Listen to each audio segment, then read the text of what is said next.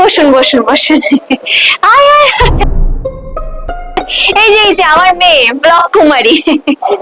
এই, কি রে, তোকে সবকিছু শেখাতে হবে নাকি? শাশুড়ি মার সাথে সেলফি তুলে আচ্ছা। ঠিক আছে।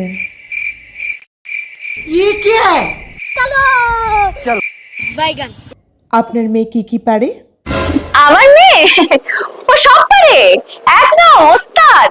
রোজ সকালে ওঠে, রোজ নিয়ম করে ইনস্টাতে স্টোরি আপলোড করে, ডেইলি ভ্লগ আপলোড করে, আর ভ্লগ যা এডিট করে, ওকে ভ্লগ বানানোতে কেউ হারাতে পারবে না দিদি। ওই জন্যই তো আমার বর ওকে ভালোবেসে নাম রেখেছে ব্লগ কুমারী। বলছিলাম যে দিদি, আপনার ছেলের বিষয়ে কিছু যদি বলতেন আর কি। ও, আমার ছেলে ও তো ট্রাভেল ব্লগার, খুবই ব্যস্ত। সারাদিন এদিক ওদিক, এমনকি দেশের বাইরেও যেতে হয়, খুবই ব্যস্ত। ট্রাভেল ব্লগার মানে ওই মানে ফ্রিতে বড় বড় সব জায়গায় ঘুরতে যেতে পারে, মানে ভিয়েতনাম থেকে ব্যাংকক থেকে সব জায়গায় ঘোরার ফ্রিতে সুযোগ পায়, সারাক্ষণ মানে টইটি টইটি টইটি টইটি টইটি টইটি করে বেড়া, তাই তো? তার মানে তো শুধু হানিমুন আর হানিমুন।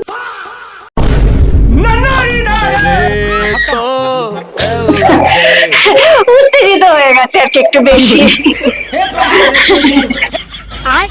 বলছিলাম যে তাহলে আমরা এটাকে পাকাপোক্ত ধরে ফেলি। আমি তো আপত্তির কিছু দেখছি না। আমার ছেলে আর আপনার মেয়ের কোলাবোরেশনটা ভালোই হবে, তাই না? তাহলে আসি। আমার ছোট ছেলে আসবে গাড়ি নিয়ে। ও, আপনার ছোট ছেলে আছে? তা সেও কি ট্রাভেল ব্লগার? ও ফুড ব্লগার। ফুড ব্লগার মানে ওই যে ফ্রিতে সব নামকরা রেস্টুরেন্ট গুলোতে খাওয়ার সুযোগ পায়, ওই খাবার ভালো হোক কি খারাপ হোক তাও বলবে কি ভালো কি ভালো, তাই তো? হ্যাঁ, ওর দৌলতে বাড়িতে প্রায় ফ্রিতে খাবার চলে আসে, রান্না বান্না প্রায় করতেই হয় না। খুব ভালো।